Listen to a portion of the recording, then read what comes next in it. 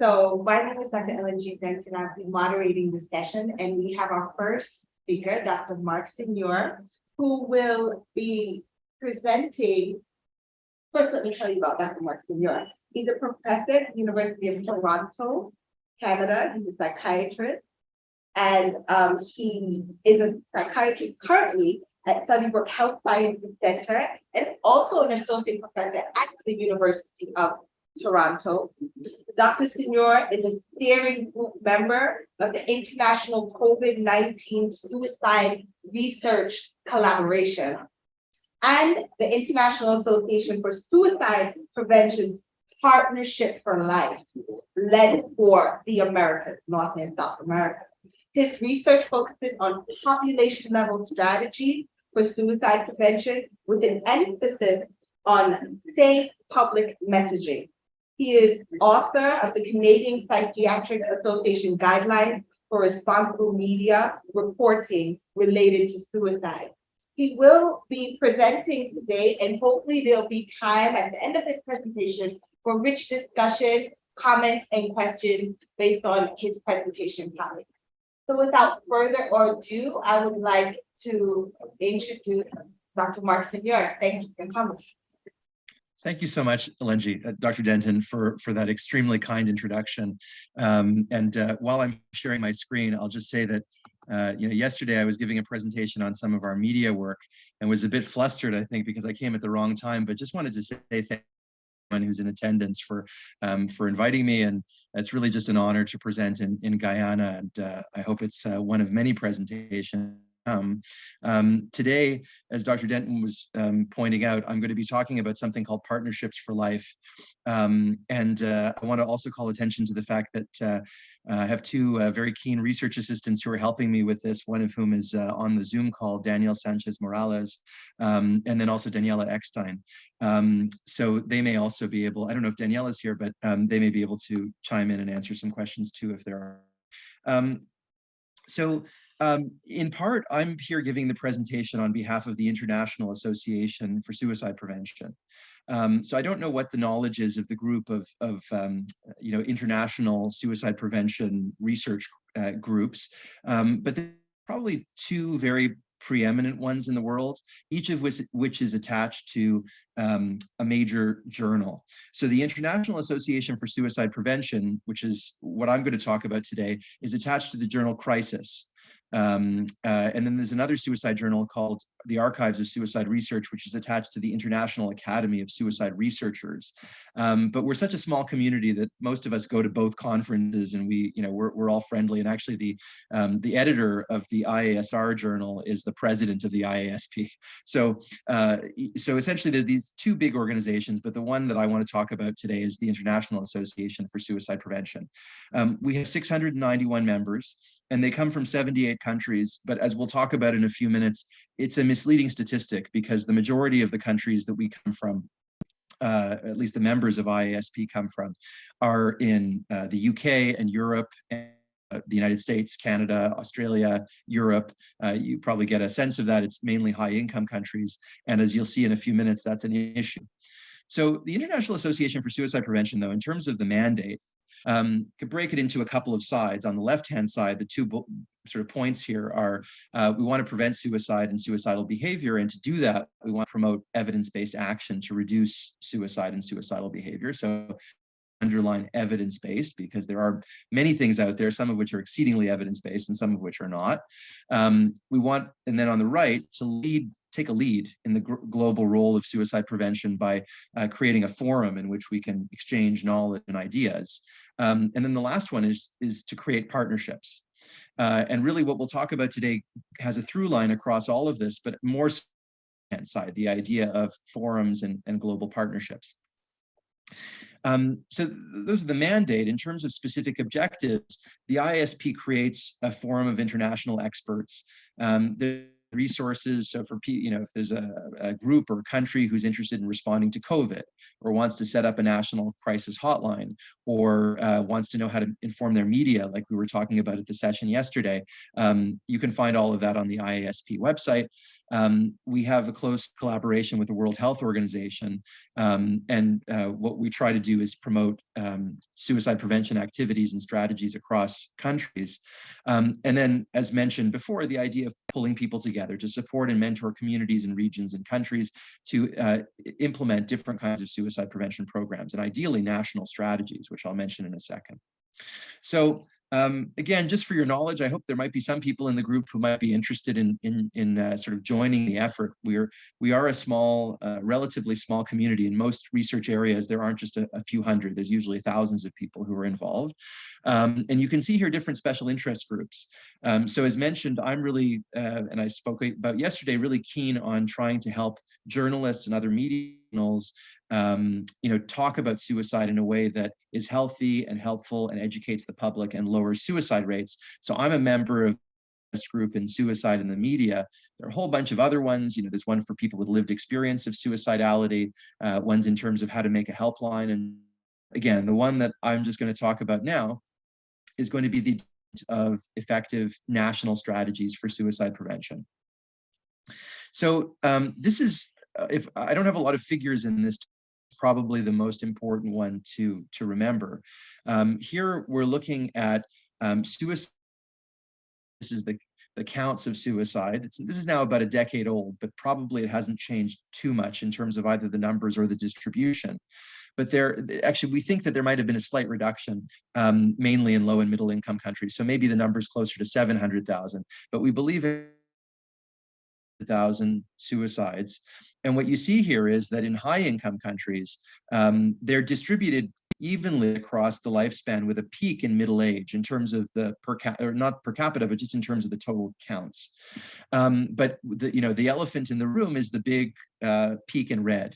So what you see here is that 3/4 of all suicides in the world occur in low and middle income countries. And those suicides are shifted towards early in life. You see the peak there around the age of 20. All suicides are tragic at any point in time, but suicides in young people, because of the many decades of life lost, if anything, particularly more tragic. And that is the story in low and middle income countries. I don't know how many, you might have already talked about this at the conference, but just for your reference, Guyana is an upper middle income country. So if we think of low, middle, and high income countries, Guyana is in the middle tier, but towards the top of the middle tier. Hopefully sometime soon you become a high income country, and we can see also your suicide rates go down. But the point of the slide is really to say that we actually have a problem in suicide prevention, because not only are most of the researchers focused and like me, based in a high income country, but most of the research funding is also based, most publications, about 90% of research funding occurs in high income countries. And as you can see, that doesn't make sense. We need to shift towards more work in low and middle income countries. So the IASP, recognizing that our members are shifted towards high income countries, we're shifted towards researchers in high income countries, and that we're not actually doing a good enough job of connecting with people in lower and middle income countries, as well as just connecting across every country, decided to create something called Partnership, which is a global initiative to prevent suicide. And what we'll talk about in the next few slides is that the goal is really to try to figure out what's going on. So what's happening, in terms of doing what in suicide prevention around the world? Who are we not talking to that we should be talking to? Who are we not bringing into the conversation, who we should be bringing into the conversation? How do we strengthen things that are already happening across every country in the world? And how can we encourage, and this is a development of national strategies. So how do we make sure that each country in the world has a clear direction for how they're addressing the issue of suicide? Most countries do not have a national strategy. I will tell you, by the way, Canada is behind on a national strategy. We have a national framework, which is an issue. It's suboptimal. We don't have a national strategy like the US. So, Canada, Guyana, all kinds of other countries in the Americas where I'm sort of focused on at the moment really need national strategies. And that's something that we can do if we have appropriate discussion and knowledge exchange. So I probably don't need to tell you this, but the Americas is an interesting place. If you want to know something about where I work, Canada is the largest country by land mass, but we're all concentrated right at the border of the U.S. 90% or so of our population is right here because most of the country is, for most people, too cold to live in. But I guess the key things to note is that there are 35 countries in the Americas. Only 3 of them are in North America, and there's 20 in Central America. You can see all of the sort of much smaller by landmass countries, and then of course Guyana is here in pink, so you're probably very familiar with the South American context. But in terms of countries with national strategies, it's really just the U.S. And so all of these other countries, having 35 of them, don't really have a formal national strategy.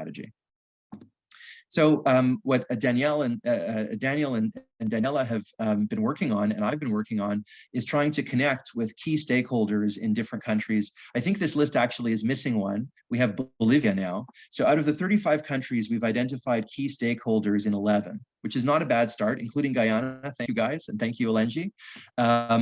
Trying to make connections in each of the different countries in order to first understand we talk to bring people together, because I guarantee you that we've never had really a single meeting talking about how to think about national strategies across these 10 countries or 11 or certainly not the whole 35. So what's the goal?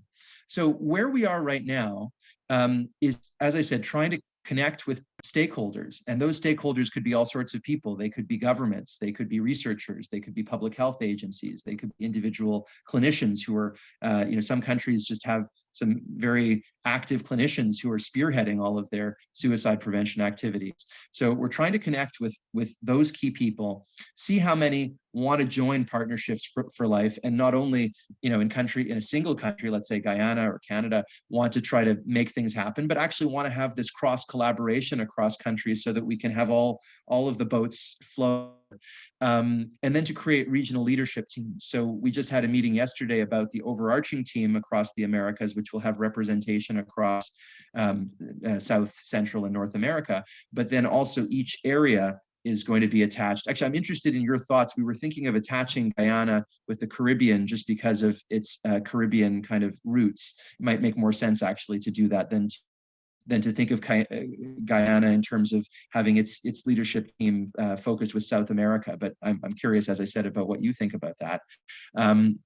I'll stop in a few minutes so that you can jump in. But just a few other things. So once we've done that, what we're trying to do is create a document which is a regional scan of all of the suicide prevention activities that are occurring across the Americas.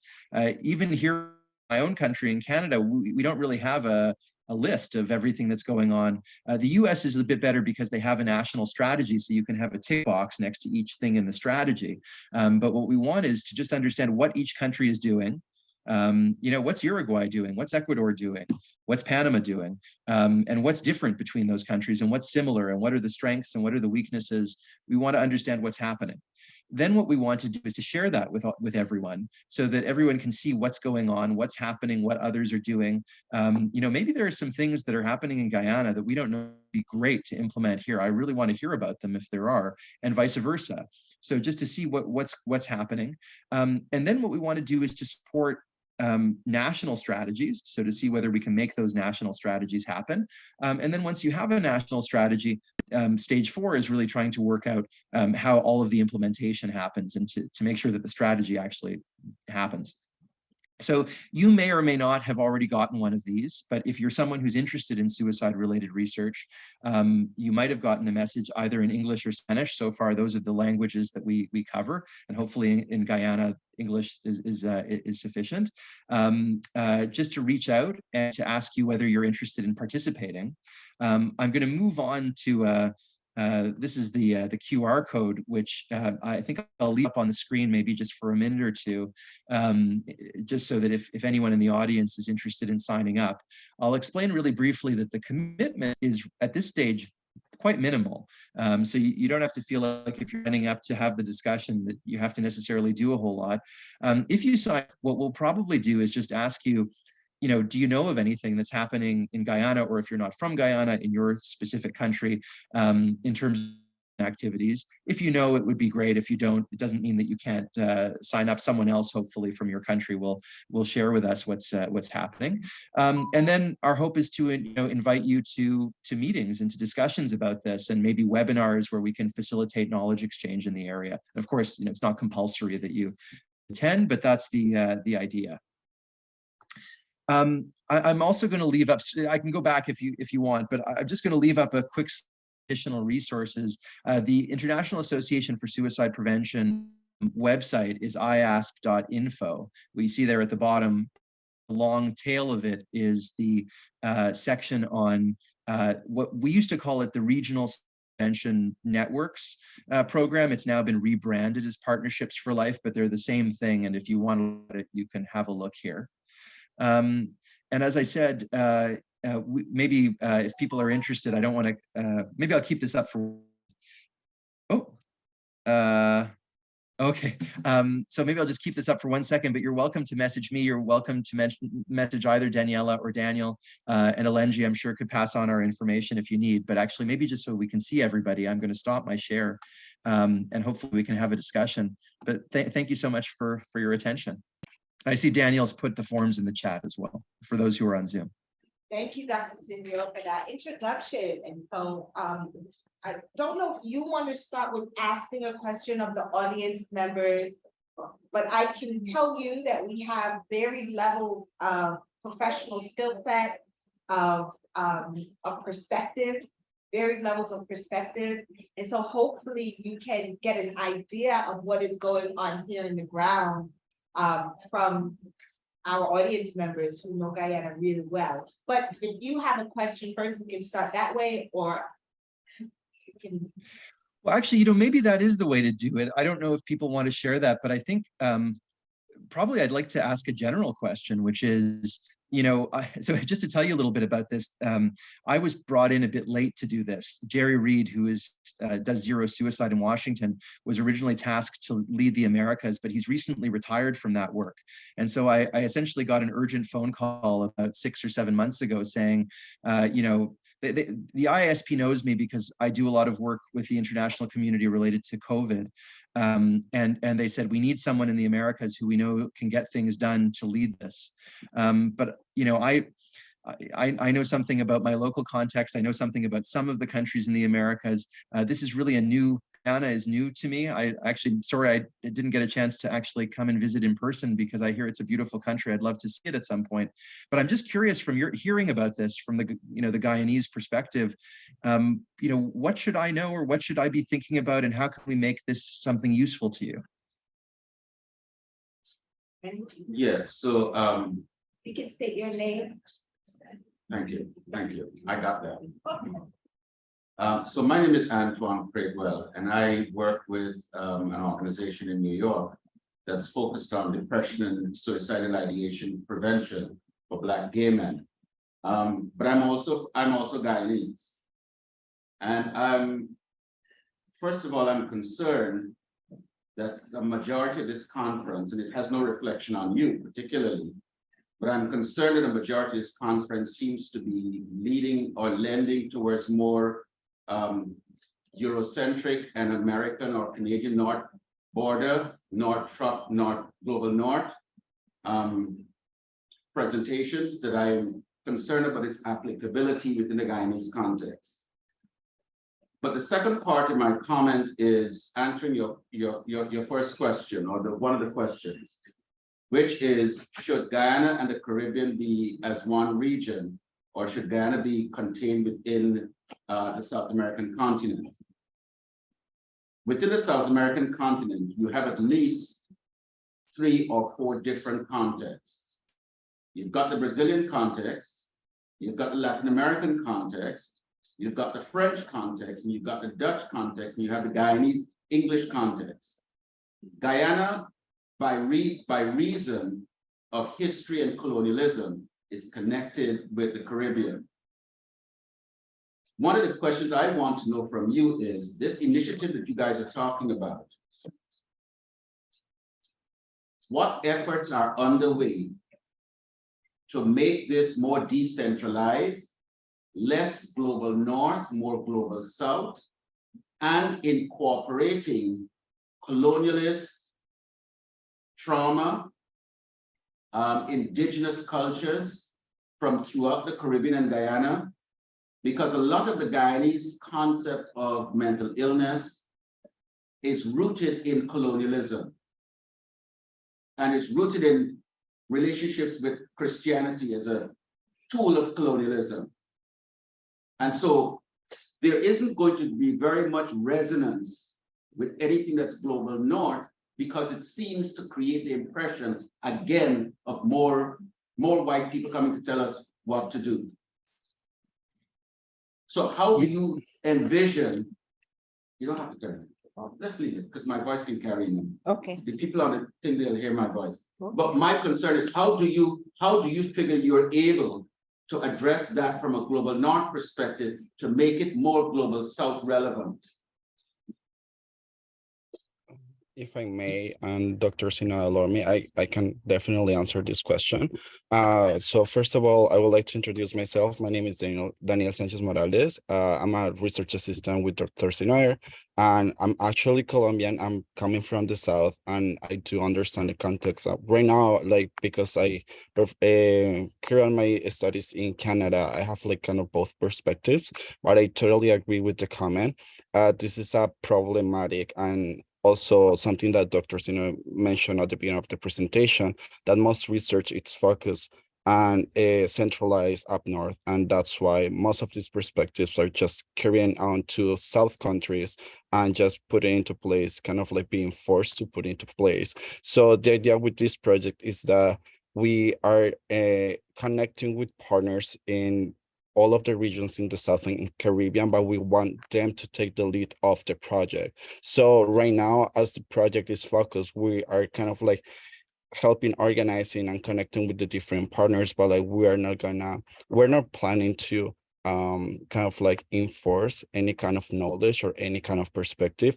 On the other hand, we want to actually listen to the countries underneath to understand where their contextual needs and what's the problematic that's present in each of the regions, because we are aware and we understand that all of the countries are totally different, and the context from the north is absolutely different from the south. So we want to be respectful, and we want to be understanding of the circumstances that folks over there are like encountering. We're trying to connect actually not only with governmental organizations, but like with actual organizations within the countries that are working in strategies for suicide prevention. So I can speak like from right now, the outreach that I'm kind of performing. I'm focusing mostly on connecting with professionals that have worked with public health strategies and planning of public health strategies in order to understand what's the context that these countries or like these folks are experiencing. And from there, we can take into account their ideas to kind of like understand how we can subdivide the regions and how we compare and connect with the different partners to create the teams. So at the end, this is a more self-directed kind of project where we want to let all of the countries involved take the lead to expose and present their context and their experiences. And from there, we can start forming the teams so we can work like in collaboration. Yeah, and maybe I'll just jump. Sorry, go ahead. That doesn't quite address my concern, because again, maybe it seems to me a global north imposition, as opposed to hearing what is on the ground in the Caribbean, in Guyana, the Caribbean, what they're doing, talking with indigenous leaders from the Taino in Puerto Rico and the Dominican Republic and Cuba, to the remnants, the Caribs and the Arawaks and the other Caribbean countries and Guyana, and see how do they address mental illness, because they may not have had a word or a language to talk about mental illness, but there's a way that they have already culturally addressed it. So it's about relating with them rather than imposing on them. Yeah, so maybe I'll just to jump in for a second and to augment what Daniel's saying. First of all, I think you've asked probably the most important question, and to be perfectly honest, in part, I think the goal of the initiative of just pulling people together and connecting is so that the issue that you're describing doesn't persist, so that in the future there isn't a Eurocentric or a North-centric kind of view of what's going on. And just to be 100% clear, I mean, I'm here just because someone asked me to pull together partnerships. Certainly neither myself or Daniel or anybody is hoping to impose anything on anybody at all. And the thought process, but I mean, that's why we're having the discussion, is if you think we should do things differently. The thought process was just to really understand who's involved in Guyana, in the Caribbean, and then actually to sort of connect people so that we can create a network in the Caribbean, which is self-contained, so that maybe you and LNG or some other folks in the various other Caribbean countries could create your own leadership team and then decide what makes most sense for your context.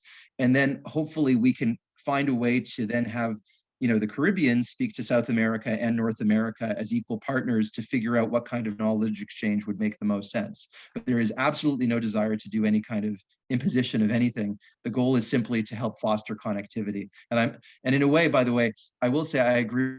I wish that that they had, picked someone from Guyana to do this. And frankly, if someone from Guyana wants to take over and do it for me, I wouldn't be against that idea, actually. But that's the scenario. And I just want to suggest that, in fact, my organization, we just launched an Ancestral Institute this year.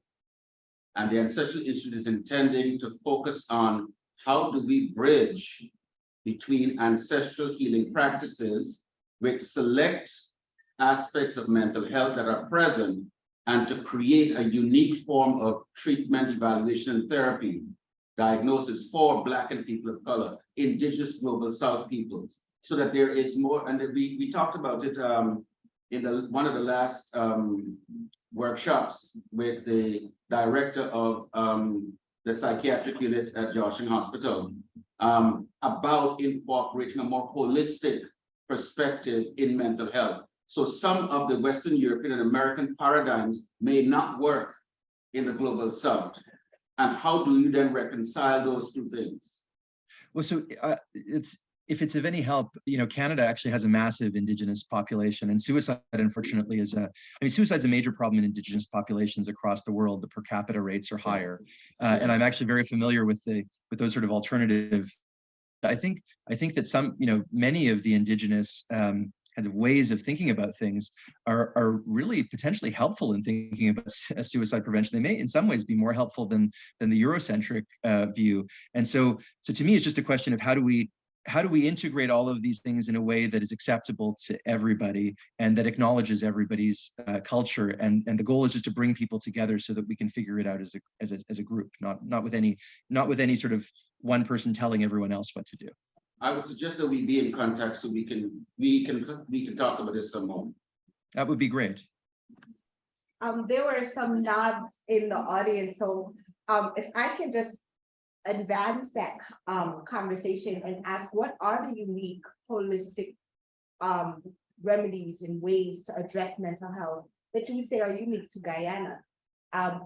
And to build on what Dr. Sinyor was saying, I know that in Indigenous communities, a lot of the Eurocentric world has learned about kinship, bonding, intergenerational community skills, one with another. And that is now lost. Throughout all the publications, we learned that and we saw that and implemented that as suicide prevention in Indigenous communities. And now there's just so much on publication. There are so many publications on kinship and bonding and purpose and mentoring. And initially, I would say that NIH probably was not going there 30 or 40 years ago, but now it's well-known practice to prevent against suicide, that intergenerational kinships and bonds are necessary. So that's one way I think that Indigenous communities have really informed suicide prevention work.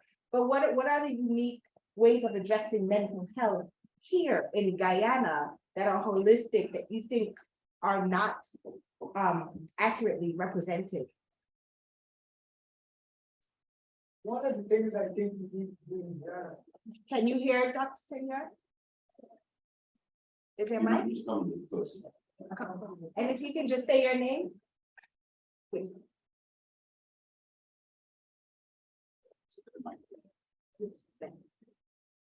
My name is Malcolm Emerson. I am a Supreme Court accredited mediator. One of the things I observe about suicide, particularly in the Ghana context, is that the tendency to commit suicide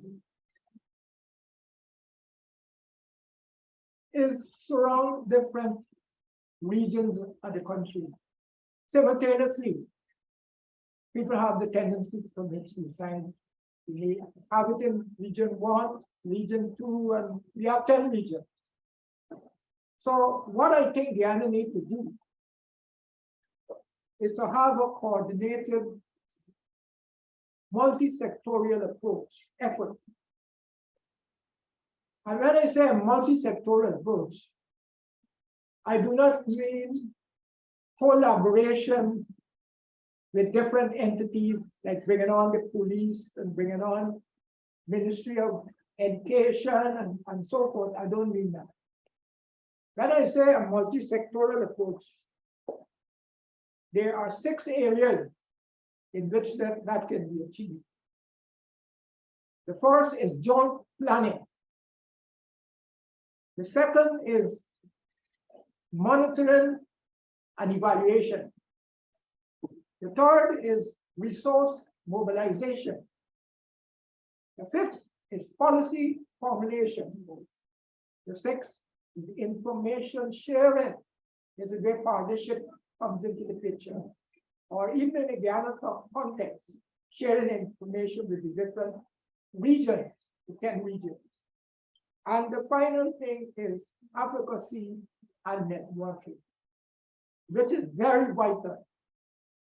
We as imperfect human beings need to be reminded all the time. Right? And if there is a available service to help people with suicide, it means that through the media, advocacy through the media needs to be put to the people all the time, so they're reminded that there is a service within the community that they can go for him. Okay?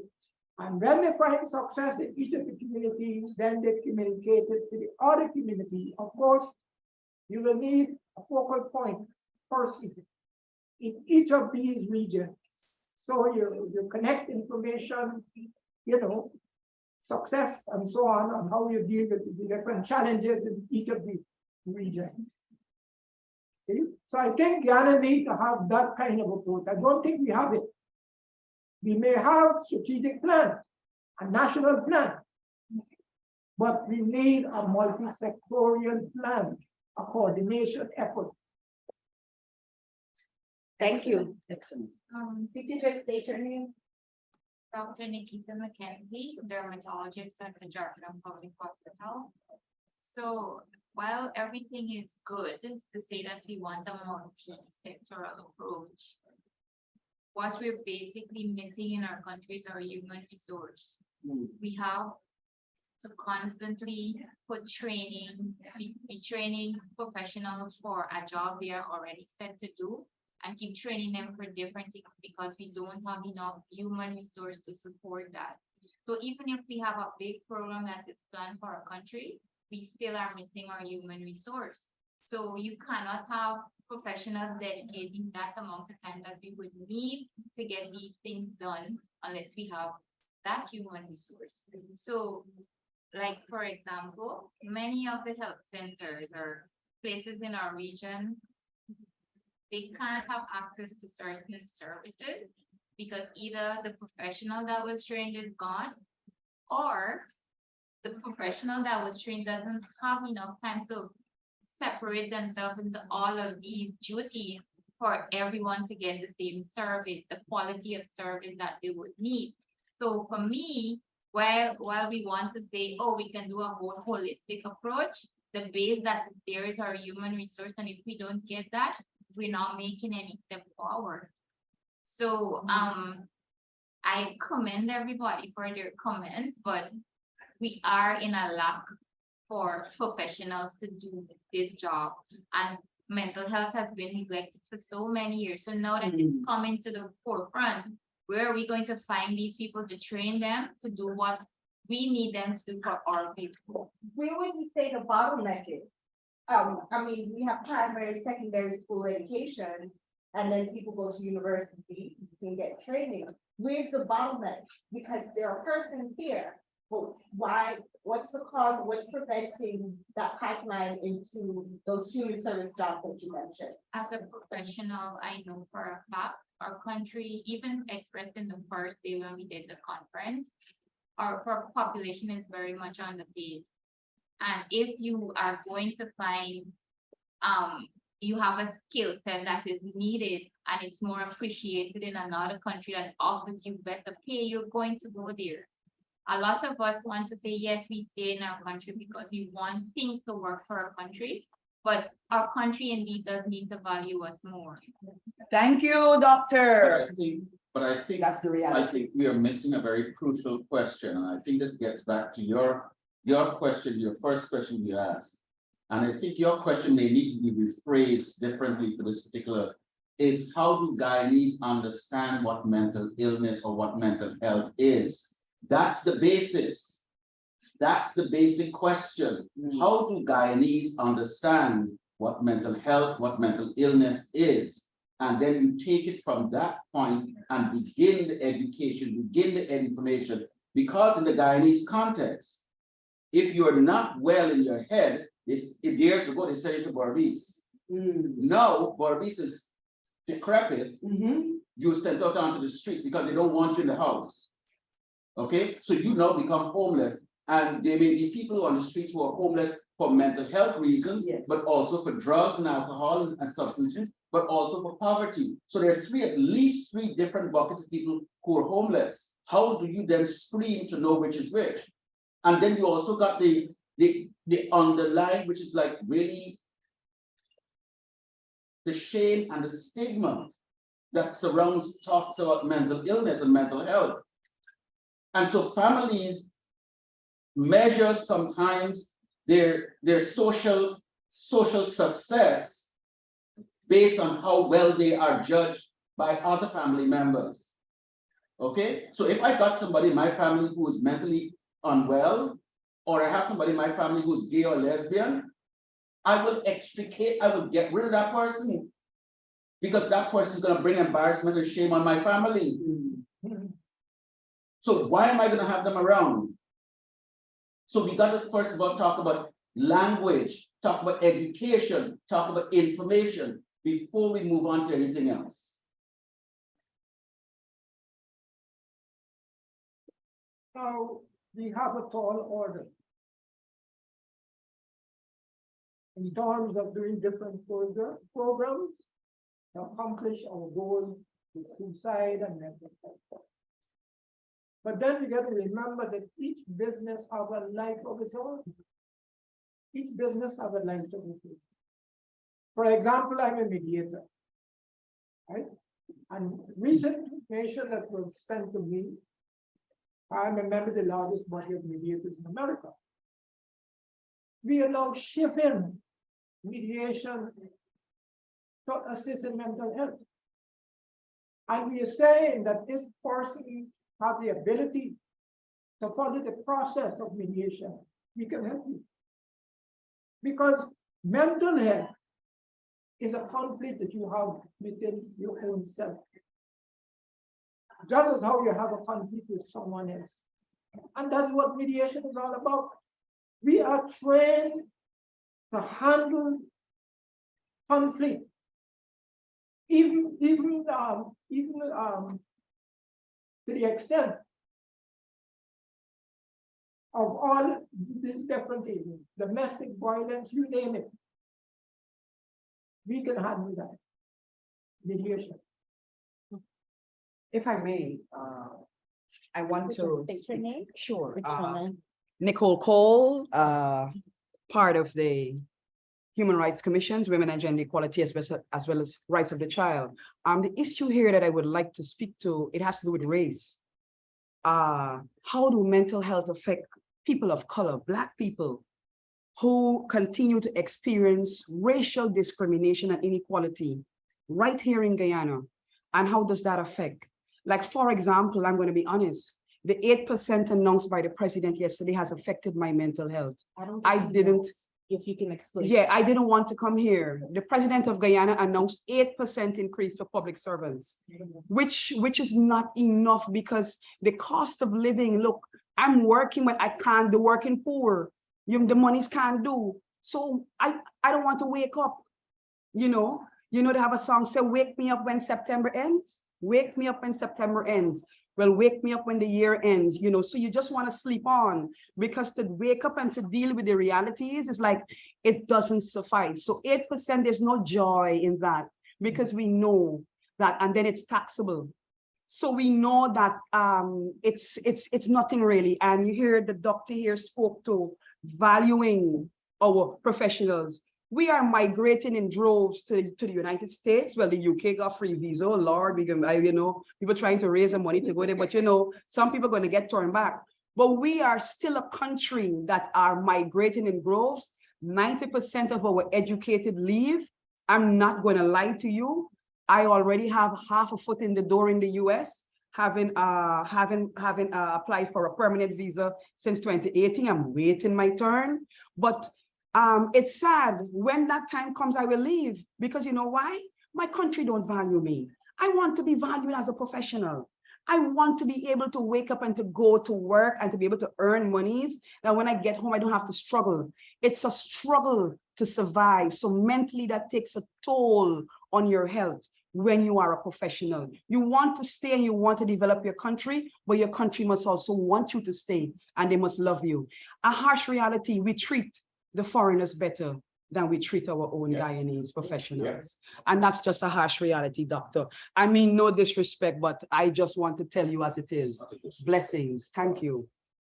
Can I just quickly ask, Dr. Sinyor, do you have any comment in response?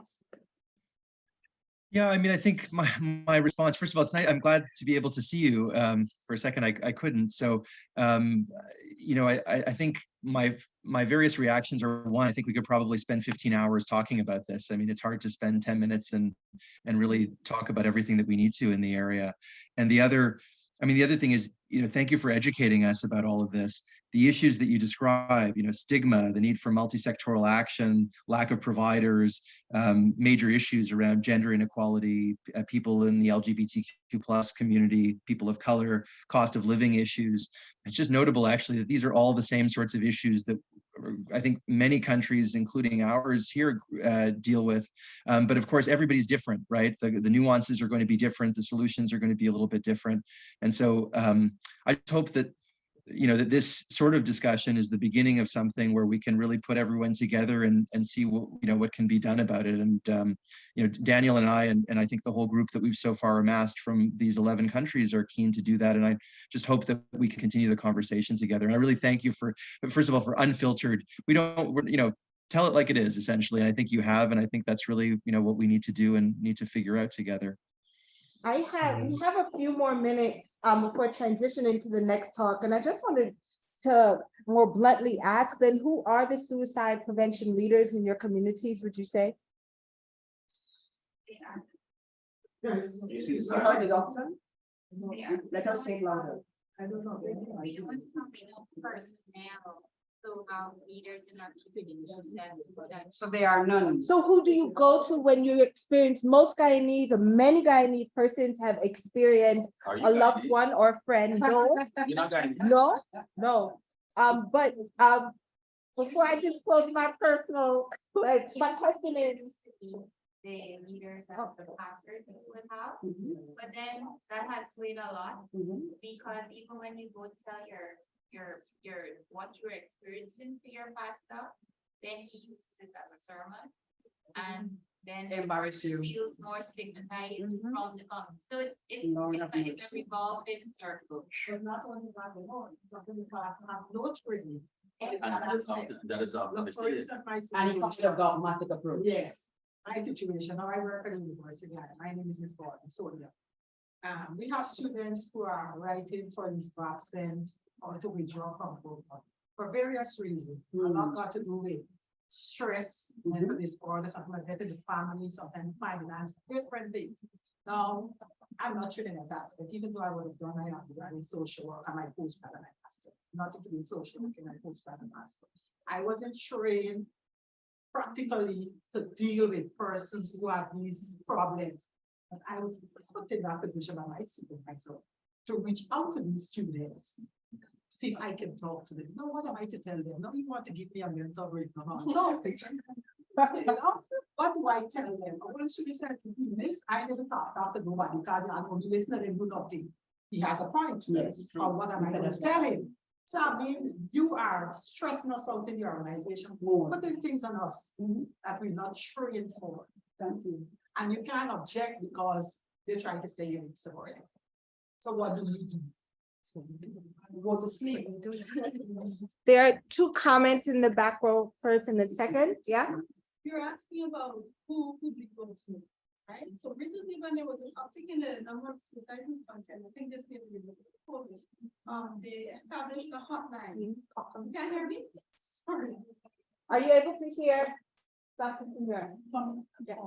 So I was saying that recently, when there was an uptick in the number of suicides in the country, and Ghana is among the top 10, matter of fact, it's number 2 in a number of suicides committed in the country, in the world, countries of the world.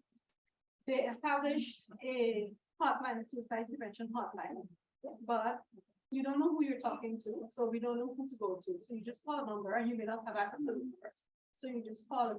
But people who are thinking about suicide, how often are you going to find them calling and reaching out to somebody? Usually, they might talk to somebody, and they might be the person to call and say, asking how they can help somebody who's thinking about what suicidal ideations. But the person who was thinking about it wouldn't necessarily reach out to a hotline number. And I think the numbers are cell phone numbers. So you have to pay for them. No, it's toll free. But I don't think many people know that it's toll free. So that's also a barrier. And here's the other thing though, with the suicide prevention hotline when it was established, there isn't a comprehensive confidentiality law in Guyana. So how am I to know if I call this hotline and I tell them how I'm doing and what's going on, that they may not know my family or where I come from and those people that I know, and next thing go telling them. So next thing now, the same shame and stigma that I'm trying to deal with is now still perpetuating. The other thing that you just raised, and I'm going to tack on to tangentially, is if you look at this conference, and I raised it just now when we were at lunch, a lot of the presentations at this conference is from people outside of this country. Guyanese, and I'm a Guyanese, Guyanese have a local presence with a foreign mentality. So they're going to look at somebody who's got a doctorate, a PhD, an MD, a this, a that, all these credentials before they will listen to one of their own.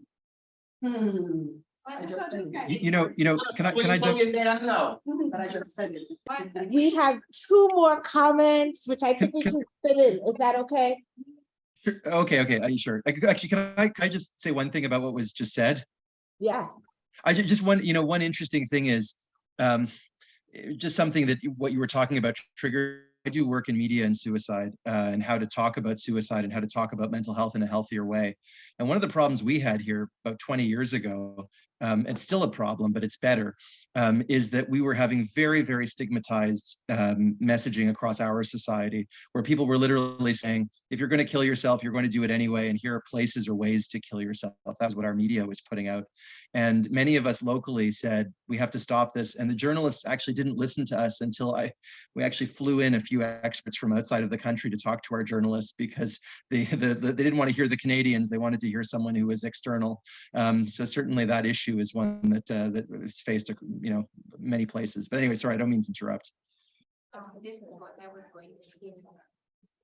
While we have a foreign presence, the foreign presence can always tend to highlight things that we seem to push by. Because, like, for example, years ago, Guyana would have never had a pride parade. Have a what? Pride parade. Never. I The couldn't even think it. stigma that the LGBTQI plus community faces in our country, it's almost every day, but you don't hear about it. But now, because of what or outside people have been doing to highlight the rights of these people, they can actually feel a little bit more empowered. So while we do have a foreign presence and we tend to pay attention to the foreign presence, it can also be a benefit to us. Because while we're going to be here and say, no, this is not something we should look at, the foreign presence is gonna tell us, yes, you should look at it, and it is important. Yeah. So without the foreign presence, we probably would have never had this collaboration. Yeah. So we are thankful for it, and we are, even though we do want more of our people to be participating, we are thankful for them being here to highlight what we're dealing with. And as you're seeing, Diana is number 2. We share a similar makeup to our Caribbean neighbors, Trinidad, for example, and they're not number 2. So what is wrong with Diana? Thank you for that. It's so smart because you're saying, how can we leverage the foreign presence, which I think Dr. Sinyor was also mentioning. Please, yes. Yes. Another area in which we graduated one particular field. But the way how things going in Guyana, we need to have interdisciplinary skills. For example, if you is a school guidance counselor, you need to do some training in mental health as well. And what I find going all the time at our schools is that we had a recent incident with a judge and a head teacher.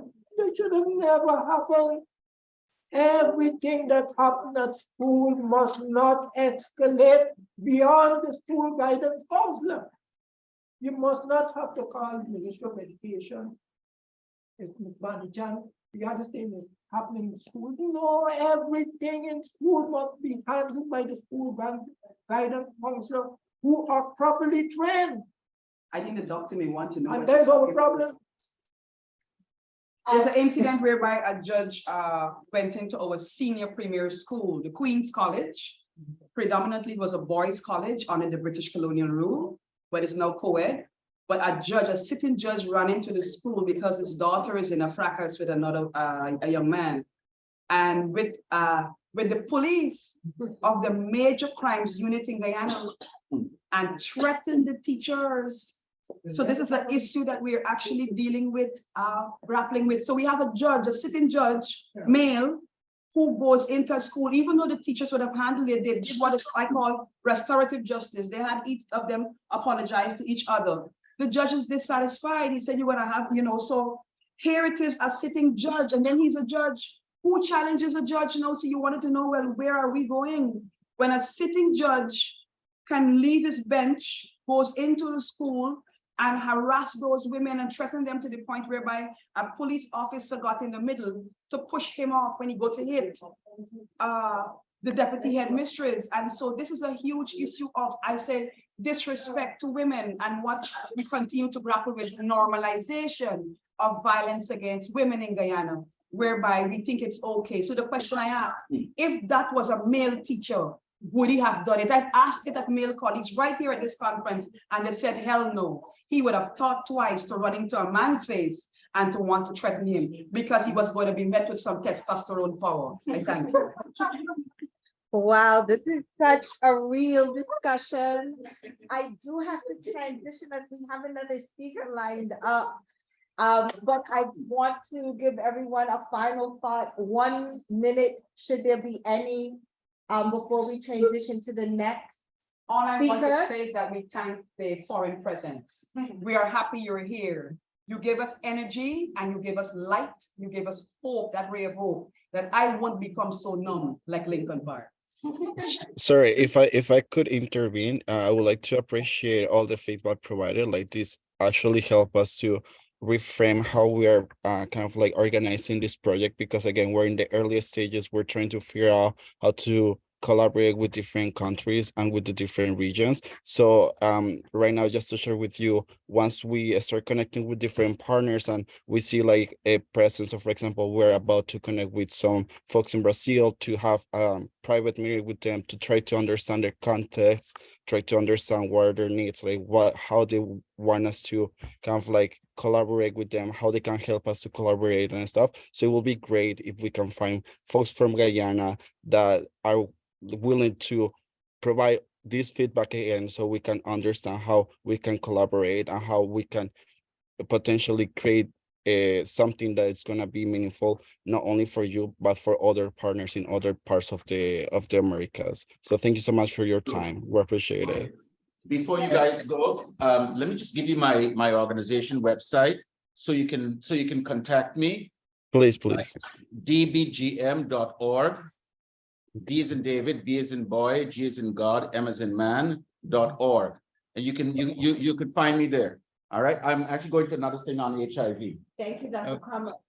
Okay, maybe I'll just, I know you have to run, but just to say thank you all for really educating us about this. Just to repeat what Daniel said, really, it's been an education, and hopefully we can partner together on this important topic. Thank you. Thank you.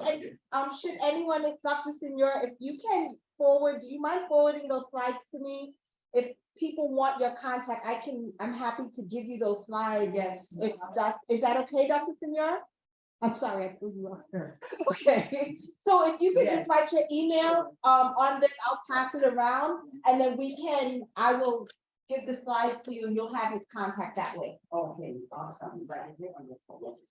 Thank you, Dr. Sinyor. Thank you very much. God bless you.